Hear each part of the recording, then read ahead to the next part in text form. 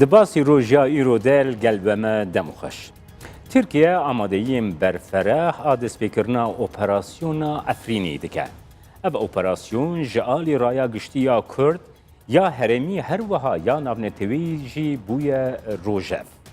Li gel mêvanê basî rojê îro serokê giştiyê Partiya Sosyalîst ê Kurdistanê Mesûd Tek ji stûdyoya me navendî em dê vê pirsê bigirine desta û binirxînin. Birêz Tirkiye îro bi zarê Wezîrê Berevaniya Tirkiyeyê Nûretîn Canikli bixwe destnîşan kir ku operasyon her dê dest pê bike. Di vê babetê de min dixwest ez bîr û rayê we bikirim. Bere her tiştê gelek spas ji bo mêvandariyê te. Silavê xwe pêşkêşê dezgehê K24 û binerê K24 dikim. Operasyoneka ew Wezîrê Berevaniyê Tirkiye bas diket, bawer dikim ne lê îro dest pê kiriye. Demekî devletê Tirkiye bi bahaneyê cuda cuda toparanê mintixeyê Afrînê kiribû. Ev sê-çar roja bi tundî Afrînê toparan dike. Lê ta ev cêyo ku em dizanin niha operasyona bêjeyê hêşta dest pê nekiriye. Gelo sedemê wî çi ye ne çi ye em nizanin. Lê belê tiştê ku li ber çav e wisa xuya ye ku ev xeberê ku îro li medyayê Tirkiye û bi serçaveyê Anadolu Ajansı belav bû ne rast e. Tiştekî ne rast e. Gor Anadolu Ajansı goya Rusya hêzê xwe vedikêşit lê belê ne alî Rusya ve ev xeber hatiye piştrast-kirin ne jî çapemenî Rusya basa vê tiştê dike. Wisa xuya ye ku Rusya destur nedaye ki Türkiye operasyona bi taybetî li operasyona Asmanê dest pê bike li Asmanê ve teyarê Türkiye here li Afrînê bombabaran dike. Bi gor birî baweriya min ev siyaseta reel ew hindek bûyerên ku li Sûriye rûdide dest nîşan dike ku Rusya wê ev neke, îcaze nede devletê Tirkiye. Na Tirkiye gava ku girêdayê operasyonê sedemê xwe destnîşan dike kek Mesûd destnîşan dike ku em rê nadin korîdorekê terorê li wê derê ava bibe û Efrîn metirsiyeke li ser me. Li gor dîtina we ev yek çend rast e ku Efrîn metirsiyeke li ser Tirkiye. Bi gor birî baweriya min Afrîn li bo çi li ser Tirkiye xeter bin? Yani Afrîn xwe ev ku ez bawer dikim demekî durê dirêj lê ciya xwe ye û çi cara ji li ser Tirkiye xeter nebûye. Lê wisa xuya ye ku devletê Tirkiye ji destkeftên Kurdên Sûriye piçekî acizin û ji destkeftên Kurd û Sûriye aramî û asayişa Kurdên Sûriye û bi destxistina statiyek bû Kurdên Sûriye îja bi çi navê dibit? Kanton dibe, federasyon dibe, xwedmuxtarî dibe. Wisa xuya ye ku devletê Tirkiye destkeftên Kurdan, aramî û asayîş û aştiya Kurdan bi destxistina mafê Kurdan li ser asayişa neteweyê xwe vekî xeterekî dimîne. Her wiha Tirkiye dibêje kek Mesûd ku PYD destekî PKK'ye. Berdewamiyekî PKK'ye. Lê gelo yani PKK bi xwe ne pirseke Bakurê Kurdistanê û pirseke Tirkiye bi xwe ye. Bêguman. Yani PKK hêzekî Bakurê Kurdistanê ye. Li vê derê serçaveye girtiye. Li Bakurê Kurdistanê hatiye damezrandin. Rast e gelekî endamên PKK Kurdê Sûriye bûne, Kurdê Sûriye bi çalakî, hindek Kurdê Sûriye bi çalakî li beşdarê kar û xebata PKK bûne. Mümkün e hindek karbidestên PYD ya îro PKK'yê beribin. Lê belê meriv eger bêje PKK misawî PYD ew neheqiyeke meriv gere lê ew binêre. Yani çi cara PYD û berpirsên PYD, rayederên PYD negotine ku em Kurdistana Bakurê rizgar dikin, xebata me li Kurdistana Bakurê ye. de tane digotun em kantona hani Kurdistana Rojava ava dikin û qabat amajî li Kurdistana Rojava ye. Evê ku Türkiye ustatke propagandayê navxweyî ye. Ji bo birûrayê navxweyî dixwaze propaganda bike. Eger Türkiye dixwaze meseleyê PKK çareser bike, şuna çareserî ne Afrinê ye, ne li Qamişloya, ne li Hevlêrê ye, ne li Mintixaya Bedinanê ye, li Diyarbekirê, li Kurdistana Bakurê ye, li PKK li vê derê ye. Çareyê wî jî bi operasyon û bi kuştun û bi êrişkirina teyara û tank topa nabe. Niha Türkiye her dem gava ku ev pirsê rojevî dibêje ku korîdoreke terorê tê pêkanîn. Her wiha di rewşa Başûrê Kurdistanê de ji kek Mesûd helbesta Tirkiyeyê helbestekî dijî referanduma serxwebûna Kurdistanê bû. Yani gelo Tirkiye va helbestê xwe dê demografiya herêmê biguherînê, coğrafiya herêmê biguherînê. Yan jî ev xwestek heye lê nikarê bênêzimê. Bu gor bir bavriya min devleti Türkiye rayederin Türkiye gelek baş dizanin ki ali demografiye ve ev koridoru ki avana bastikin ji hevleri dest bebike li Kerkük'e dest bebike bigeye deryayı Sipi ev ne realiste yani gor hindek pisporin Kurdun Suriye demografiyayı Kurdistan'a Rojava ji evi desnada ji beraber di nava heremin Kurdî da heremên Arap hene, teda Arap teda hene, Türkmen teda hene, neteveyên dî teda hene. Ku wisa bu ev koridor ku ev bas dikin koridora navdanînê koridora Kurdî ne rast e. Eger koridora demokratik bin, koridora vekevî bin, koridora pêkvejiyanê bin rast e belê. Eger koridorek wisa pêwîst e ji ber ew ku lav mintixê gelek neteveyên de hene, gelek ayînên û ayînzeyên de hene. Eger ewana di nava demokrasiyê te de û mafê vekev li ser mafê vekev biparêzin li vê derê bijîn ev koridorekî baş e û sersera serçava. û di nav Kurdan de jî ev korîdor li Başûrê Kurdistanê taybetî pêk jî pêk hatiye belê yani Kurdistan bi taybetî Başûrê Kurdistan bûye numuneyek pêk ve jiyanê ye yani hemê bîrûbawerê ayînî bi eşkere diçe perestgehê xwe, nimejê xwe dike, taetê xwe dike, dawayê xwe dike. Di nav devletê de jî nûnerê wan hene, zimanê wan qedaxenîne, asturî qedaxenîne, ne tenê qedaxenîne, televizyonê wan hene, medreseyê wan hene, rojnameyê wan hene, nûnerê wan hene li Parlamenteyê Kurdistanê û li hikûmetê de temsilkarê wan hene. Ev koridor meriv dikare bêje koridora pêkvejiyanê ye, koridora pêkvejiyana gelên Kurdistanê ne tenê Kurd. Li Kurdistanê gelê din hene. Ez bawer dikim Tirkiye nabe ji vê evê bitirse. Yani ji demokrasiyet û pêkvejiyan û mafê vekev çima ji Tirkiye jê ditirse. Kek Mesûd Erdoğan bixwe anî ziman ku pêngava yekem ji alî artêşa azada Sûriyeyê ve di operasyona Efrînê de bêavêtin. Niha artêşa azad li ser erdê weke artêşeke pasîv xuya kiriye heta îro. Yani di operasyonên dijî heremên Kurdî de dixwazin aktivîze bikin wan artêşan nirxandin ama li ser vê babetê çi? Bi xude artêşa azad ez nizanim yani ji çi pêk hatiye, ji çi pêk nehatiye. Li belê we diyareke artêşekî berhev kiriye. Yani artêşekî minezemlîne, hindek jî vê hatine, hindek jî vê hatine. û Tirkiye ewana vaniye bahev û Tirkiye piştgiriyê li wan dike, Tirkiye jêr kontrola Tirkiye'de ye.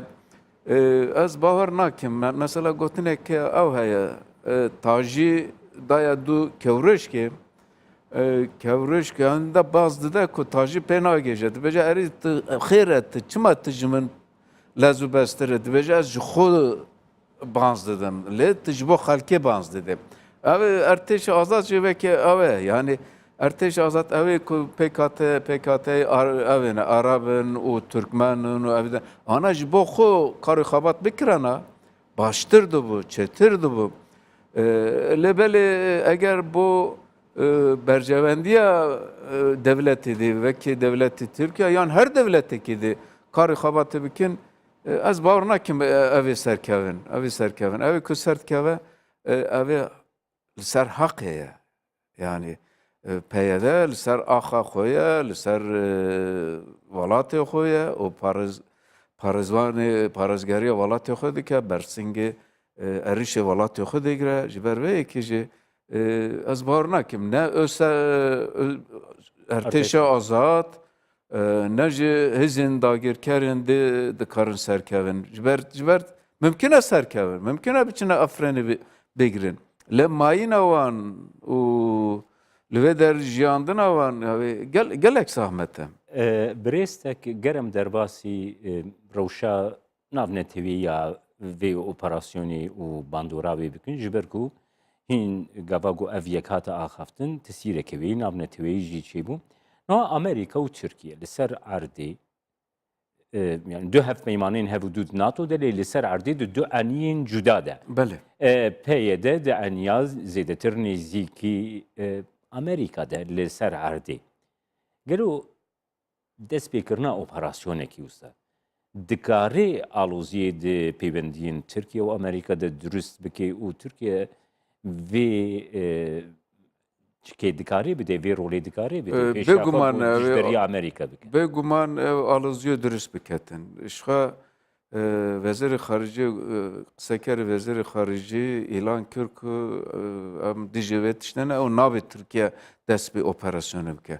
Îşxa Rusya jî her heta niha helbestê xwe destnîşan nekir lêbelê em dizanin ki Rusya dijî vê operasyonê divê dij bi ji ber wê ku Rusya naxwaze pozisyonê Tirkiye li Sûriye bihêztir bit. Eger Türkiye re Efrînê dagir bike û li vê cêgir be wisa ev tê vê manayê ku pozisyonê Tirkiye li Sûriye bihêztir dibe ev jî ne bi bercevendiya Rusyaya û ne jî bi bercevendiya Sûriyeye. Sûriye jî ev yekê qabûl nake. Sûriye jî ji ber ku hêzên derve tên welatê Sûriye dagir dikin ev hindek welatên Arab ku niha bi roalet piştgiriya devletê Tirka dikin evana jî rojek pêşme ew dijî dagirkirina welatێkî Arab ku evana dibêjin Sûriye welatekî Arab e dijî vê derkevin. Yani Rusya dije, Amerîka dije û İran wê dij derkeve. Xwe di rejimê Sûriye dije ez bawer nakim Türkiye hatayê li vê derê bimîne. Ev helwesta Tirkiye ku yani dijberiya pozisyona Amerîkayê li ser herdê dike li Sûriyê bi destpêkirina operasyonekî hemberî Efrînê kek Mesûd ku Amerîka weke te destnîşan kirî bi hişkayî li dijî wê yekê derdikevê di çerçeveya NATO de dikarî bandorekî çawa bike. Bi Xwedê ez bawer nakim. Yani NATO jî piştgiriya wê yekê nake. Heta niha bi eşkere piştgiriya Tirkiye nekirine. Yani rayedarên NATO bi eşkere ranagihiyandine ku em piştgiriya operasyona Efrînê dikin. Belê dibêjin Tirkiye welatekî bihêze û ji bo NATO welatekî giring e lê belê heta niha ne Yekîtiya Ewropa, ne Amerîka, ne NATO, ne ji welatên di bi giştî destxweşî lê devletê Tirkiye nekirine. Belê dibêjin devlet mafî xwe ye ku xwe biparêze, emniyeta xwe biparêze. Lê em dizanin ku ne Efrîn, ne Qamişlo, ne bajarên dê li Kurdistana Rojava li ser Tirkiye ev nîne, xeter nîne. Bilî wî gelek caran rayedarên PYD yan YPG yan Tevdemê gelek caran xastine bi devletê Tirkiye re peywendiyê wan baş be bi dew bistine. Tê bîrame ku salê Müslüm gelek cara hatiye Tirkiye bi rayedarên Tirkiyeyê rûniştiye ev dûtin çêkirine. Îca çi bû yani ev lê nişkeva ev dostanî ev peywendiyê baş nişkeva bû xeterekî li ser emniyet milli Türkiye merdve evli siyaset navxoy Türkiye le bigere yani. Kak Mesut em derbasî sahaya me bibin, sahaya Kurdî ji ber ku evê proseya operasyona Efrînê bi rastî dilgiraniyekî mezin gel raya giştiya Kurd li her çar parçeyên Kurdistanê Belê. dürüst kirine. Li Bakurê Kurdistanê ger ez bizanibim rewş lûr çawaya girêdayî Bu Peki. Afrinê var. Hatta ku naha hemê partî û rêxistinên Kurdistanê û dem dezgehên sivîl ragiyandan kavana dijî operasyona evê ne, operasyona Tirkiye ser Afrinê. Li belê li gel hindê jî wexta ku eger operasyon dest pê kir, divê aksil amelê nîşan bidin, divê reaksiyonê nîşan bidin. Lê dixwazin ev reaksiyon jî vekî reaksiyona dema Kobanî nebitin. Bir reaksiyoneke aştixazane, bir reaksiyoneke demokratiyane bitin ku hem zirarı negeyine doza Kurdu Kurdistanê, hem jî zirar negeyine doza revayla gelê Afrinê.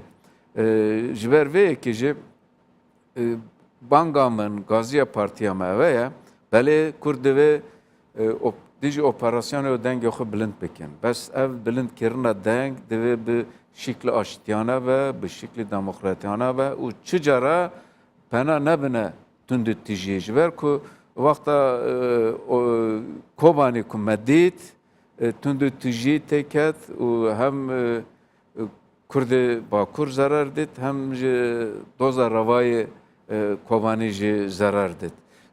Em navê tundî tîjî bikin. Daxwazê xwe hemî tiştê xwe dikarin bi şîklî aşitî û bu şîklî demokrasiyane bin ne Li zaman. ser erdê li Rojavayê Kurdistanê kek Mesut. Yani di prosesê wisa de ku metirsî tîr ser heremekê wekî Efrînê jî. Gelo berjevendiyên netîwî tevgira siyasiya Rojavayê Kurdistanê ku du aliyên sereke NKS û PYD ne divê nedine pêş ku hevkariyekî netîwî berjevendiyên netîwî li wê dirê derket. Bêguman divê hebin. Bêguman divê hebin. Divê PYD yan jî YPG ji her çi bitin. Rê lê xebata derveyê xwe negiritin. Mixabin PYD rê lê xebata NSK digiritin. û wan digre û li ser alayê Kurdistanê êrişê dike serwana, baragayê wan digre, nahêle ewana ve azadana xebatê bikin. Ev tiştê ku dike bêguman ne berjevendiyê PYD de jî. Bele. Ne berjevendiyê PYD de jî.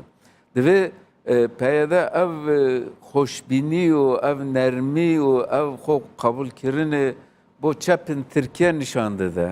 Dihêle çepên Tirkiye herin li vê derê ew çekdarê wan hebin. Yan Arabê dî, yan neteweyên dî ku ji bo wan heye ku kar û xebatê xwe azadane bikin, çekdar bibin, divê ji bo Kurdê Sûriya wan eşxwe Kurdê Sûriya ne xwe ji evê nînin NSK ne Kurdê Sûriya ne.